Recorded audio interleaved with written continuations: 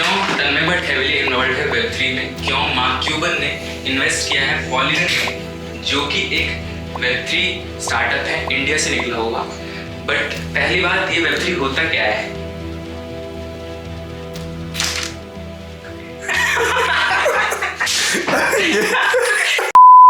सो Web3 internet के तीसरे version को कहते हैं। इसके बारे में हम सीरीज में तो बात करेंगे ही इजीली, बट हमें समझना पड़ेगा कि हमें इस चीज को समझना क्यों है। जब ब्लैक रॉक जैसी बड़ी कंपनी इस चीज में इन्वॉल्व हो सकती है, जो $10 ट्रिलियन का एसेट मैनेज करती है, तो हमें ये समझना पड़ेगा कि कहीं ना कहीं इसका फ्यूचर है ऑलरेडी। और मार्क क्यूबन, तन्मय भट्ट या फिर बड़े बड़े जितने भी वीसी फर्म हो गए या फिर एंजल इन्वेस्टर हो गए, अभी से वेब3 के स्टार्टअप्स को क्यों सपोर्ट कर रहे हैं। ये कहीं ना कहीं दिखाता है कि इसका इकोसिस्टम बहुत ही तेजी से ग्रो हो रहा है, और इसके बारे में एज यंग प्रोफेशनल्स या फिर एज यंग एंटरप्रेन्योर हमें इसके बारे में समझना बहुत ज़रूरी है।